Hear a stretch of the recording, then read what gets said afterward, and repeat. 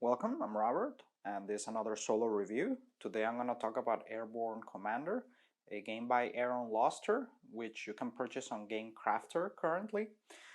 So this game has had a couple different printings in the past. It also had a Kickstarter reprint campaign. Like I said, this is the Game Crafter version that includes the Snafu expansion. I believe that's all the content to date for the game. And let's first talk about the components and do a little gameplay overview. So you get the game in this box, all right, which if you want to sleeve the cards like I did, I'll show you a shot right there where you can see what it looks like once you put the sleeved cards back in there, all right. But it's a bit over 100 cards, and it's basically two decks of cards. You have an Axis deck and a ally deck, all right. And let me show you what the card backs look like. Okay, so this is a card, the ally deck card back, and this is the Axis deck card back, all right. Which, by the way, I really don't like that Axis deck back card back. That's one reason why I chose opaque sleeves. I just don't like how the mission word is put at an angle there in red. Just not a fan of that personally. But okay, so that's really about it with the components. You also get a rule book, but yeah, that's it. Two decks of cards, the box, rule book. This is the Game Crafter version. So let's do a little gameplay over, a very brief gameplay overview. I'm not going to explain the rules in full. I just kind of want to give you an idea of what the game is like. So this is a deck builder, and it's a solitaire from the ground up deck builder. It's not one of those multiplayer deck builders with a solo mode added. Fully solo from the ground up deck game, which I always appreciate. That's always a plus for me. So now the way it plays is you're gonna have the Axis deck, all right, and when you set up, what happens round to round is that you create a row of Axis enemy cards, all right. You have your ally deck, which is what you use to fight against them, all right. And these are the starting ally cards, which have that parachute in the corner, all right. So this is your starting deck, which has 3 disorganized cards, and you use these cards to fight against the Axis. And there's a few different kinds of Axis cards. You have static defenses, terrain, enemy units, and then objectives. Okay. Now every turn, all cards will be discarded, all right, except static defenses, which always stay behind, and there's more in the deck. So as you fight the Axis conditions, the Axis cards, whether you defeat them or not in combat, they always get discarded, except the static defenses. So if you let static defenses pile up, you lose, all right. If you end a turn with 4 static defenses, that's a loss condition right there. So you have to keep the static defenses from piling up in check. Like I said, there's more on the Axis deck. And there's 2 kinds. There's the blockhouses, and then there's roadblocks, all right? And those are going to start adding up here as you go through the Axis deck. Then you have the ally card market, all right? So the game ends when you go through the entire ally deck, all right? And even if you don't purchase cards from the market, there's a rule that says that you always discard cards that you didn't purchase just to keep this moving, all right? That's the timer. So this ally market is always going to be constantly cycle, and there's more ally cards coming out so that this starts dwindling over time. That's a timer element right there. So you can lose if you can lose if the disorganized, if you draw the last disorganized card, you lose. Disorganized cards, you get them through combat if you don't if you don't defend against Axis forces. If you don't defend properly, these disorganized cards will start clogging up your deck, and in deck building game terms, that's the typical card, that useless card that clogs up your deck. Okay, if you draw the last one, you lose. All right. So that's really the gist of the game. All right, you're gonna be turn to turn using your ally cards to fight Axis, and going through the entire deck and keeping the static defenses in check and making sure that you don't draw the last disorganized card. and also the game ends when this you go through the entire market deck. Now, let's start with a positive, all right? Now that we've gone over the gameplay overview, the artwork, as you can see, this game has it just looks gorgeous in a table, all right? Definitely, I would say that's one of the strongest positives that the game has. So that's for the art. Now, for the design of the cards, they can be a bit hard to read. There's no sometimes the contrast with the text against the illustration, it's a bit modeled, so it can be a bit hard to read, all right? I think they wanted to emphasize the art, obviously, so they made it full frame, but then it can be a bit difficult to read. I think there should have been some kind of frame or box containing the information, but that's just me. So, but the artwork is gorgeous. Now, let's bring up a couple of obstacles that I think this game has to make it to convince you if you want to buy it. All right, so I have to mention a couple things. So number one is the price. All right. So as of the recording of this video, if you wanted to purchase this game, it's gonna set you back over $40 with plus tax and shipping if you want to buy this game from the Game Crafter. All right.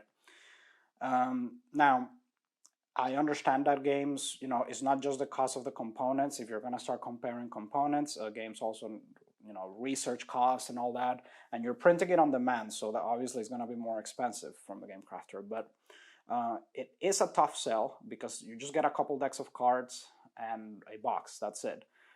So some people are inevitably going to compare this with other board games that you can get that you can get on the same price range. All right. So be mindful of that. So that's one. That is one hurdle that the game has. The price point. If you want to spend your hard-earned cash, just do your research and be sure that this is something that you want. Okay. So that's one thing. Now the other hurdle that this game has, okay, is this right here. This rulebook.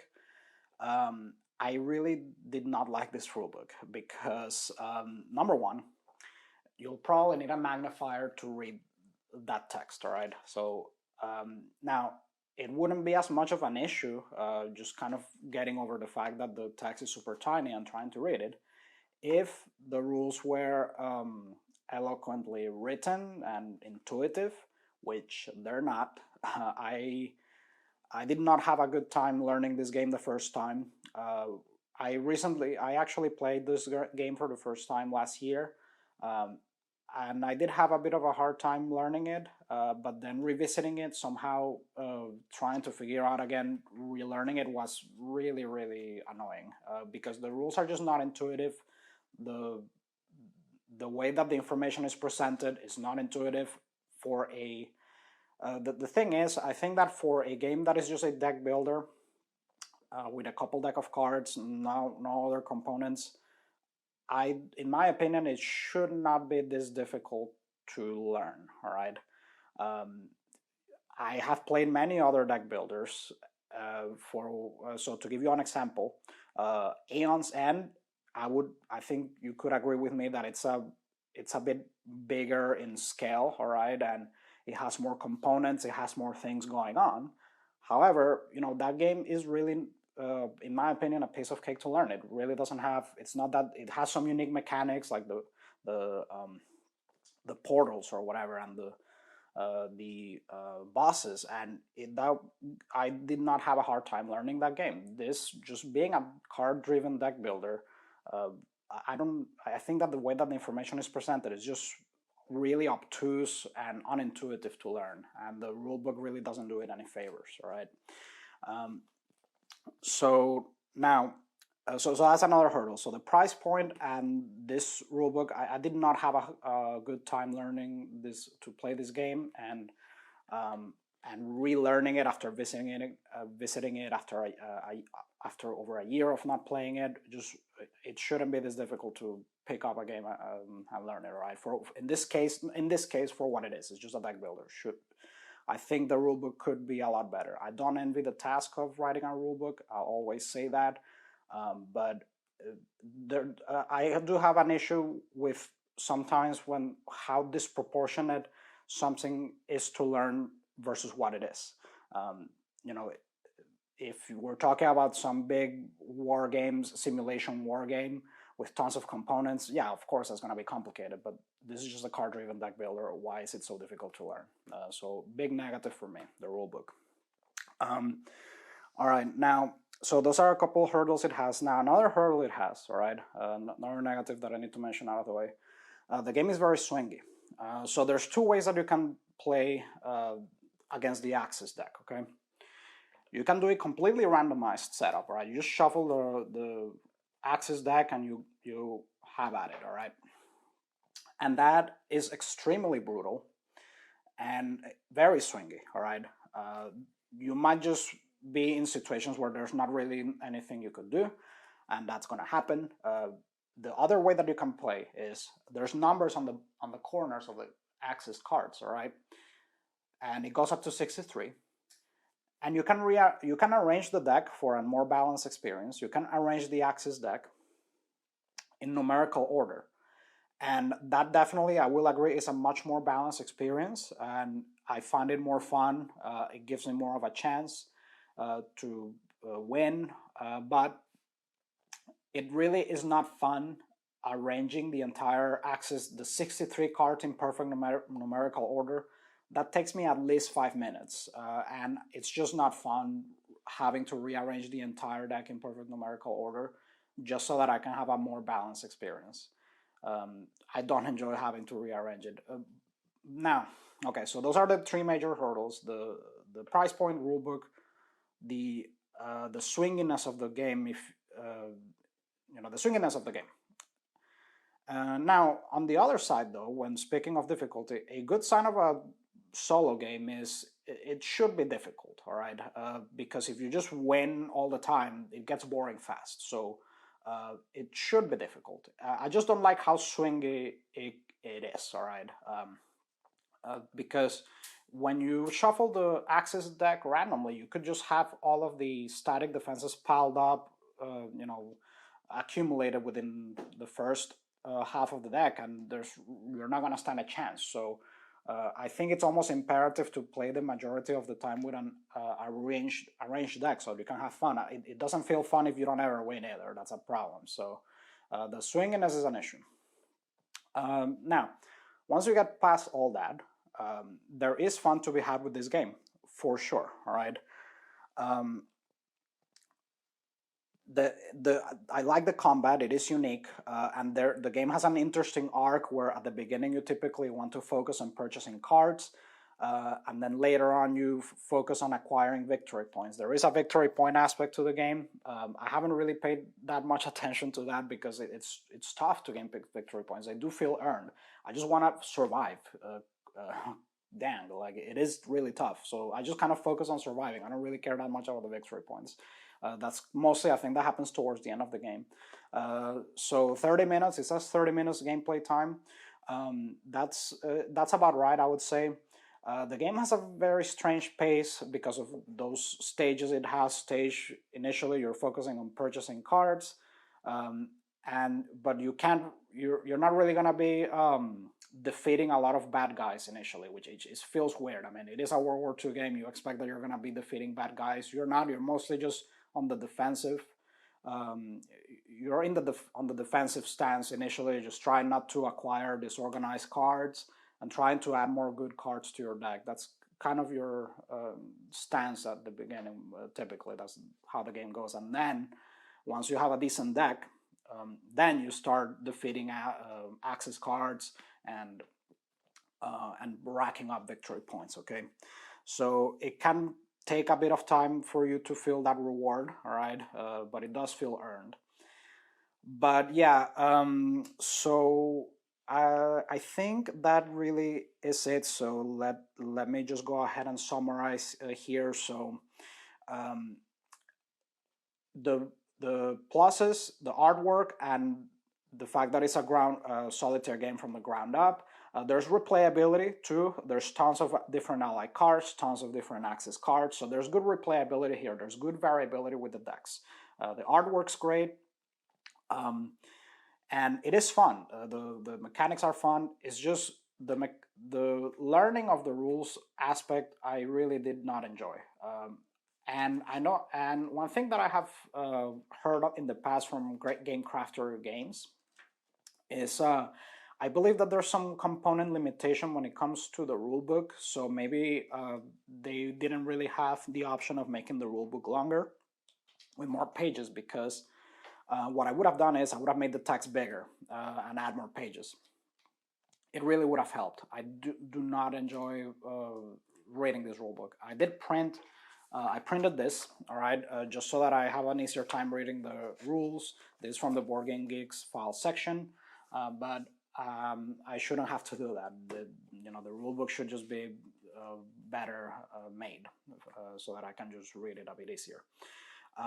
But yeah, so the positives is the good, interesting gameplay and decisions, but and artwork and replayability.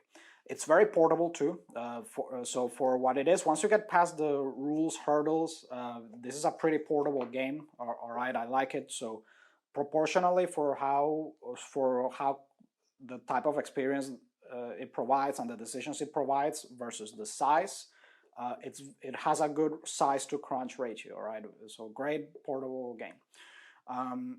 Now negatives again. I think it's extremely swingy. Playing with a completely randomized axis deck is just too brutal in my opinion. And the other alternative, which is arranging the axis deck in order, is just not fun. Having to reset the axis deck in default numerical order, doing that every time you want to play is annoying. I don't like that. So that's one hurdle, one negative. The rulebook is awful. I did not have fun reading this rulebook or picking this game back up after a year. Again, for what it is, it's just a card-driven deck builder. It should not be this difficult to learn, in my opinion. And it's not that complex of a game once you internalize the rules and you realize it really isn't. It's just that the way that the information is presented, it's awful, in my opinion.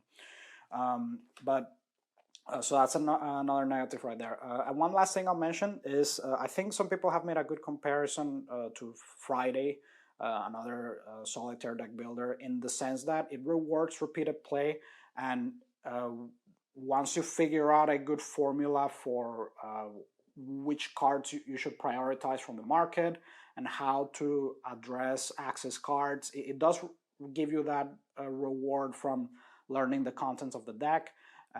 And figuring out the best priorities to purchase ally cards, okay? But that pretty much is it, folks. I hope this helps you make an informed decision if you're planning to purchase this game. If you have any questions or comments, please type them in the comment section below. If you enjoy the content, please like and subscribe. And thank you so much for watching. See you in the next one.